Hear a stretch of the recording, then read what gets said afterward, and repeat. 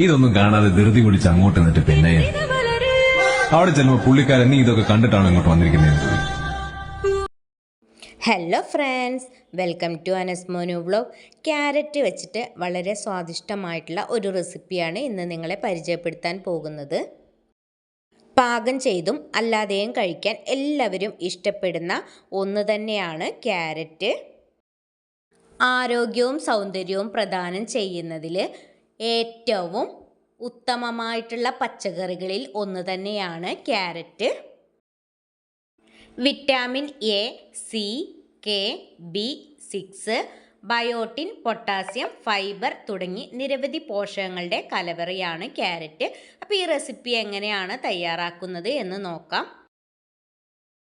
ഈ റെസിപ്പി തയ്യാറാക്കി എടുക്കുന്നതിനായിട്ട് ഞാനിവിടെ 3 ക്യാരറ്റാണ് എടുത്തിട്ടുള്ളത്. അപ്പോൾ അതിൻ്റെ തോലൊക്കെ ഇതുപോലെ കളഞ്ഞെടുക്കുന്നുണ്ട്. ചർമ്മത്തിൻ്റെ ആരോഗ്യം നിലനിർത്തുന്നതിനും നിർജ്ജലീകരണം തടയുന്നതിനും ക്യാരറ്റിന് സവിശേഷ ഗുണമുണ്ട്. റെസിപ്പി പരിചയപ്പെടുത്തുന്നതോടൊപ്പം തന്നെ ക്യാരറ്റിൻ്റെ കുറച്ച് ഗുണങ്ങൾ കൂടി നിങ്ങളിലേക്ക് എത്തിക്കുന്നുണ്ട്. ഹൃദയത്തിൻ്റെ ആരോഗ്യത്തിന് ക്യാരറ്റ് വളരെ നല്ലതാണ്. പൊട്ടാസ്യം ധാരാളം അടങ്ങിയ ക്യാരറ്റ് രക്തസമ്മർദ്ദം നിയന്ത്രിക്കുന്നതാണ്.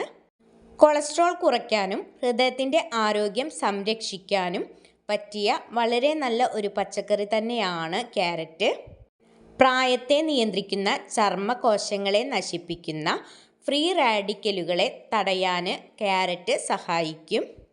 വിറ്റാമിൻ എ ധാരാളമുള്ള ക്യാരറ്റ് കാഴ്ചശക്തിക്ക് വളരെ ഗുണം ചെയ്യുന്ന ഒരു ഭക്ഷണമാണ്.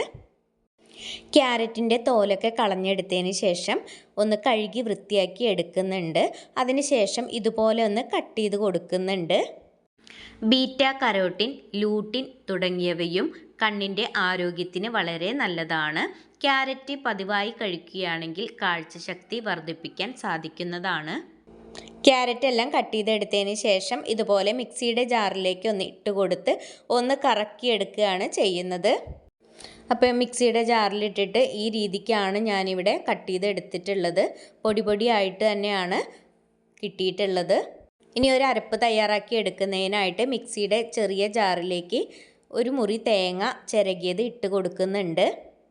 ഇനി ഇതിലേക്ക് ചേർത്ത് കൊടുക്കുന്നത് എരിവിന് ആവശ്യമായ പച്ചമുളകാണ്. ഈ റെസിപ്പി തയ്യാറാക്കി എടുക്കുന്ന സമയത്ത് മുളക് പൊടിയൊന്നും ചേർത്ത് കൊടുക്കുന്നില്ല. അതുകൊണ്ട് തന്നെ എരിവിന് ആവശ്യമായ പച്ചമുളക് ചേർത്ത് കൊടുക്കുക.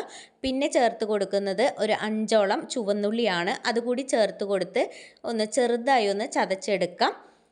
ഇനി ഒരു പാൻ അടുപ്പത്തേക്ക് വെച്ച് പാൻ ചൂടായി വരുന്ന സമയത്ത് വെളിച്ചെണ്ണ ഒഴിച്ചു കൊടുത്തിട്ടുണ്ട്. വെളിച്ചെണ്ണ ഒന്ന് ചൂടായി വരുന്ന സമയത്ത് കടുക് ചേർത്ത് കൊടുക്കാം. എന്നും പറയുന്നത് പോലെ തന്നെ ആദ്യമായി വീഡിയോ കാണുന്ന പുതിയ കൂട്ടുകാരാരെങ്കിലും ഉണ്ടെങ്കിൽ സബ്സ്ക്രൈബ് ചെയ്ത് സപ്പോർട്ട് ചെയ്യാൻ മറക്കരുത്. വീഡിയോ കണ്ടുകൊണ്ടിരിക്കുന്ന സമയത്ത് നിങ്ങൾക്ക് ഇഷ്ടപ്പെടുകയാണെങ്കിൽ നിങ്ങളുടെ കുടുംബങ്ങളിലേക്കും സുഹൃത്തുക്കളിലേക്കും ഷെയർ ചെയ്ത് കൊടുക്കുക കൂടി ചെയ്യണേ.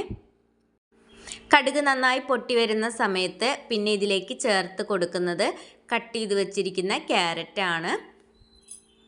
ക്യാരറ്റ് ചേർത്ത് കൊടുത്തതിന് ശേഷം നല്ല രീതിയിൽ തന്നെ ഒന്ന് ഇളക്കി യോജിപ്പിച്ചെടുക്കണം. നാരാംശം കൂടുതലുള്ളതിനാൽ തന്നെ ക്യാരറ്റ് ദഹനത്തിന് ഏറ്റവും നല്ലതാണ്.